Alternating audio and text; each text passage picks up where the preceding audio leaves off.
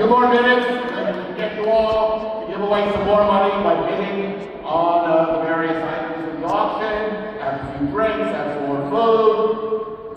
So, my name is Dr. Steve Auerbach. I'm a longtime activist with Single Payer here in New York. But I'm here as a 6-year-old boy in 1966, which is when I first met our next honoree, Evie.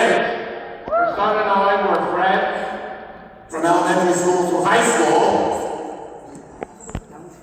And sure wakes folks up. It's a little loud, it's energy going here. So after some decades, about 15 years ago, I re-met Evie Rich, because it turned out we were both single payer activists here in New York. Now, as a kid, I only knew her as Morton's mom. She baked the first blackberry pie that I ever dared to eat. I was kind of scared of pie as a kid, but she convinced me, don't be scared. There's a theme there. So, here's all the stuff that I missed and I didn't know as a 6-year-old. Evie was born in a working class family in Philadelphia. And I would say her first civil rights fight was women, or should I say girls, equality in the workplace. Her brothers were paper boys, and she wanted to make some money too. Her gender, however, prompted reluctance from the newspaper folks who ran the paper routes. And they told, well, there's no such thing as a paper girl. Whoever heard of such a thing? So, nevertheless, young Evie successfully persuaded him to hire her. And as you will learn when she's speaking, I dare to have seen her try to say no to her. Now, she went on to be the first black residential student at Bryn Mawr College, where she successfully led a fight in the town to seat her with her white friends at restaurants. Evie joined Students for Democratic Action, also at Bryn Mawr, became a leader with several national and international integrated anti-segregation and discrimination student groups, and meeting at various international conferences where she was representing youth leaders from various colonial areas in Africa and Asia in the early and mid-50s. Many of them went on to become leaders in their liberation movements at home. So she graduated from Bryn Mawr in '54, and she met her husband, Marv, around this time, with their shared work with Americans for Democratic Action and Congress for Racial Equality. Marvin and Evie actually first met engaging in techniques of nonviolent direct action in 1955 when they were part of a group that was leading the enforcement of Eisenhower's official but not actually implemented orders for desegregating public facilities in Washington, D.C. Naturally, they met while, engaging in direct action online, in D.C. They married and brought their action to New York City, involved in organizing and picketing large businesses like Macy's and the New York Daily News that were refusing to hire blacks as African Americans as frontline career job workers. As you imagine, folks were employed principally, in the cleaning side of things, and not forward-facing to the general public or having a real ladder. CORE actually published a book coming out of this work, and again, Marv was one of the leaders of CORE at this time, called Cracking the Color Line, which describes how to organize and do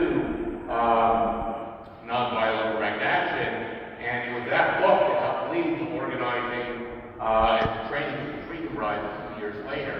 And in the program, you can see Marv and Evie, that's down center middle there, that's Evie in the middle, down front center, of course, Marv behind her, and my friend Gordy, a 2-year-old, being carried in the stroller saying, hey, American Airlines, I too want to be able to be a pilot when I grow up.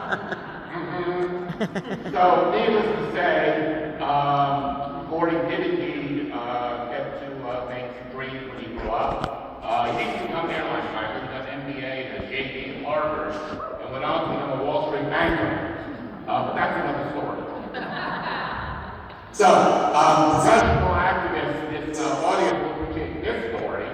So, part of that is role in the early 60s is as part for and get money down for the screenwriters like and such, Was that you would accompany black celebrities like the writer James Baldwin to do fundraisers in white people's homes around the Northeast.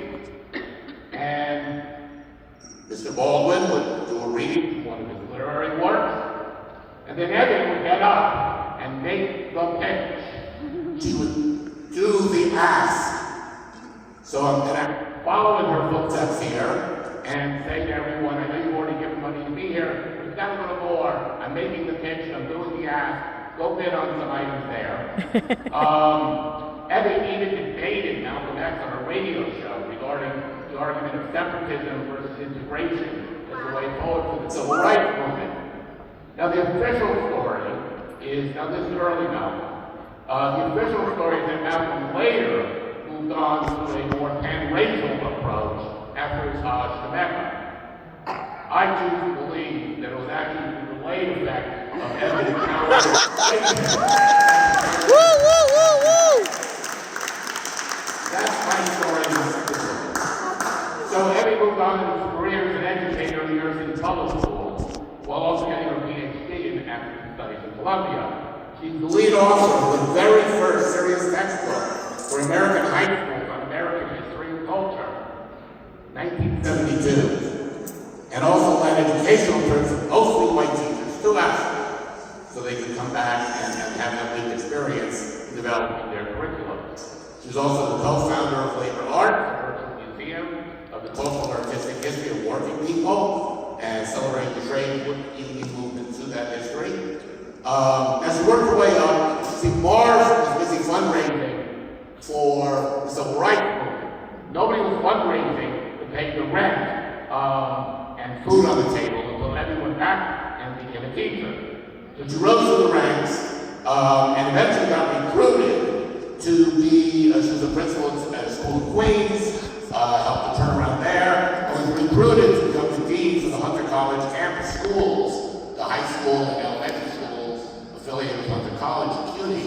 With a specific mandate, these schools had originally been the women's equivalent of the magnet schools in the public school system in Bronx and Stuyvesant. But needless to say, as late as 1985, they were still de facto segregated. Evie was brought in with a specific mandate to desegregate the Hunter schools. She succeeded so well enough that when our very own Len Rothberg, kid, went there, and that's when she met Len, and got involved with labor activists for single payer. So now at age 91, Evie's been most publicly active in recent years in the fight against the New York City government plan to throw retired municipal workers. Woo! Woo, woo, woo, woo! Yeah, to throw retired municipal workers off their collectively bargained for and promised guaranteed coverage into corporate Medicare disadvantage. So I would say that from fighting sexism as a kid, or anti-racism, civil rights work as a young woman, the gamut of educational work throughout her adult years, and now the worker and retired workers' rights for health care as an elder, I would say that Evie's life itself is a touchstone example of fighting for all of the social, political determinants of health. Without further ado, I give you Evelyn Rose.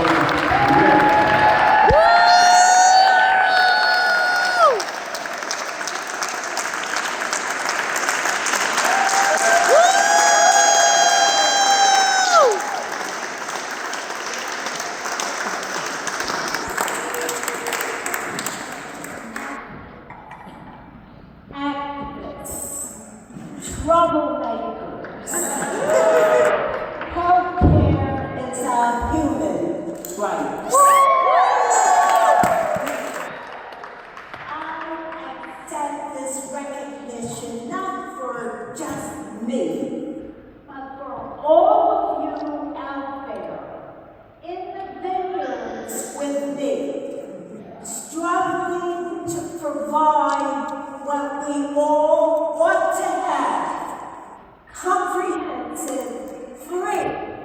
quality healthcare.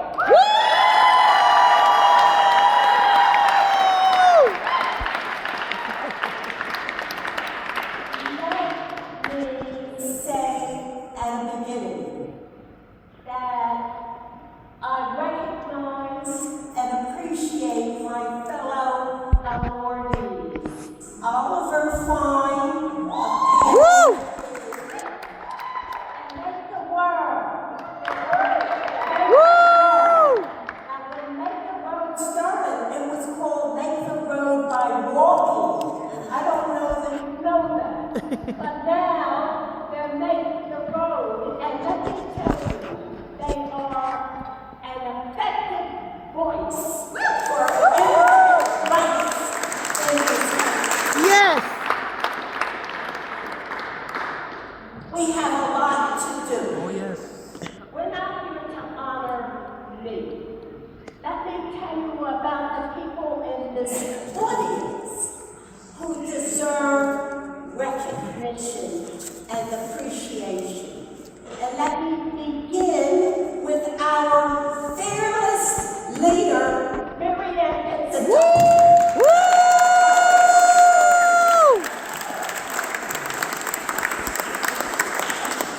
When our mayor had the nerve to decide that he was going with the Municipal Labor Committee, which is a body of all the unions in New York City, he was going to transfer us retirees into a for-profit medical program away from traditional Medicare. Oh! She stood up along with all of us and said, wait a minute. Wait Mayor. We are not accepting this. We challenged him and shocked him and his administration. They had never imagined the army of volunteers that we could muster. Smart, hard-working, old, that's me, old. But not tired. That's right. That's right. And we challenged him, led by Marianne, in the courts, and won.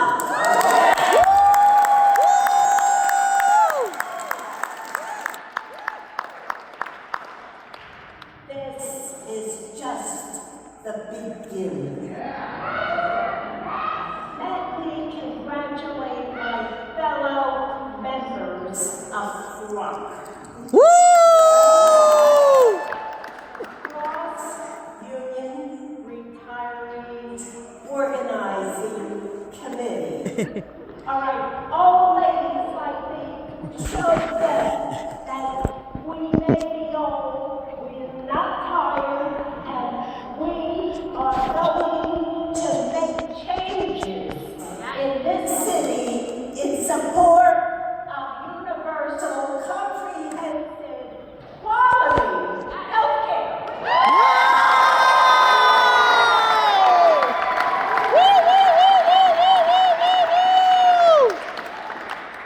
Let me call out the young people in AI. Yes! They amaze me. They have such guts. Good. And they stood up and they said these home attendants no longer are going to accept working 24 hours a day. No more. Yes!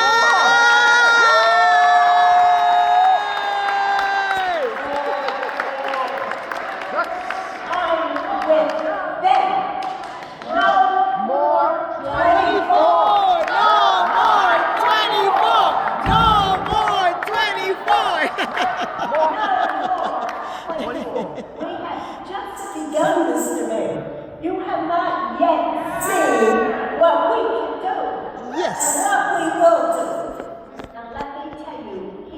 fighting back. He's not taking it easily, gracefully. He's making a big mistake because he's up against us formidable odds. And let me tell you, the Court of Appeals has decided they're not going to hear the appeal of the appellate court, which has said to him, you may not transfer retirees into this profit-making organization. So you know what he's doing? He's going after the people who work for the city now. The in-service people. But let me tell you, we are working with them. We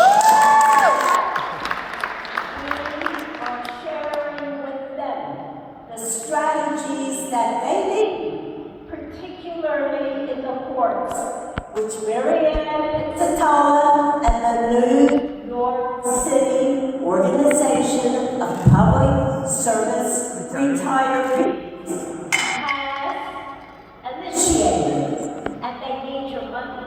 By the way, remember, it's taxpayer money.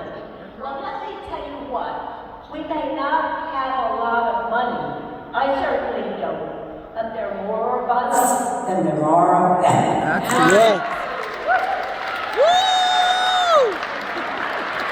We're fighting for our health care, our quality health care. And that is why I am proud to accept this award from Physicians for a National Health Policy. And let me tell you, I first met them. Well, you know, I've been in this struggle for a long time. I've been doing this for 70 years. I'm 91 years old. Okay.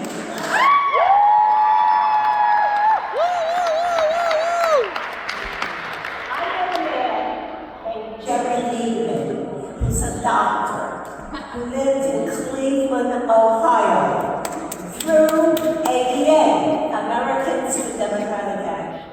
He was passionate about Medicare for all. And every year at the convention, he would write the resolution, the healthcare resolution. And he would corner me and he would say, Evie, I need you on my side. He said, you know, you're a good speaker. You can persuade people. I want you to go to Washington. I want you to go to New York. I want you in your community to begin to do the things we need to do to bring health care to everybody in this country. Yes. Right here in New York City, you know, we have, through Marianne Pizzatola and her efforts, through the efforts of CROC, through the efforts of a lot of other organizations, we have begun this struggle. And CROC has reached out to other organizations in other states, Delaware, Illinois, Vermont, California, Oregon. Just because, listen, this mayor doesn't know what he's up against. Does not know. Okay. Now, in the state legislature, we had two bills. We went to Albany to lobby these two bills. It appeared that there was significant support for these bills. But the union leaders at the state level decided that they were going to kill our bills, which they did. But listen, Bill. we're down, and we're not out. We are coming back in January, and we need you to help us. Because look, my point is that we are ordinary people doing extraordinary things. And we are going to make this country responsive to poor, working class, middle class people like us. And these Wall Street watch out.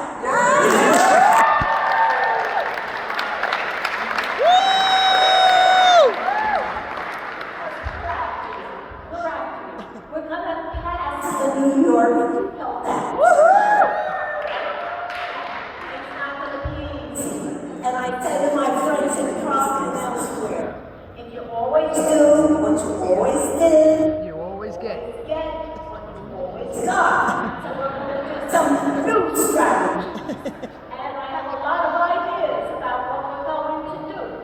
We are going to launch what I call public engagement education program that will let everybody in this city and ultimately in this state understand what the stakes are.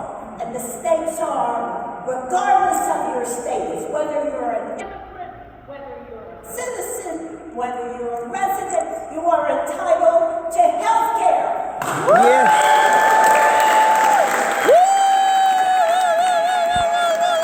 Evie! She just got.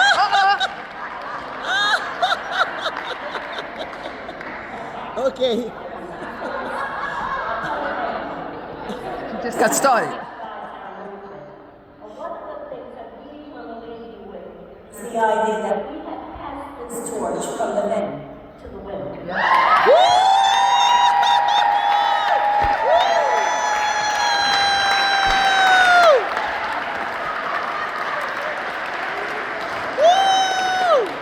We share leadership with them, and in some cases they are not doing their jobs, and we're going to do ours. I am going to finish with a quote that I've used once before from Frederick Douglass. Where there is no struggle, there can be no progress. No progress. Power concedes nothing without a fight. It never has and it never will. Ladies and gentlemen, welcome. Join with me in this fight.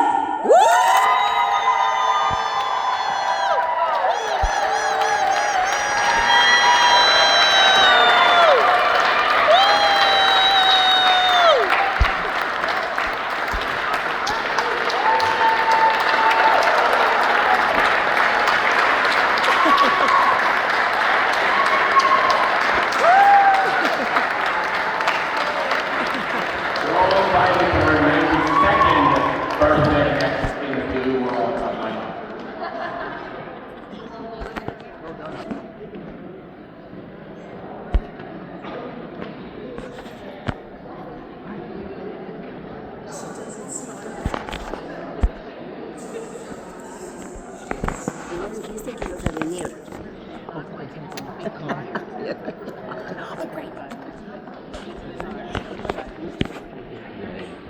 Now, we didn't stand a shame. Who's the dog? His name is Jerry Liebman.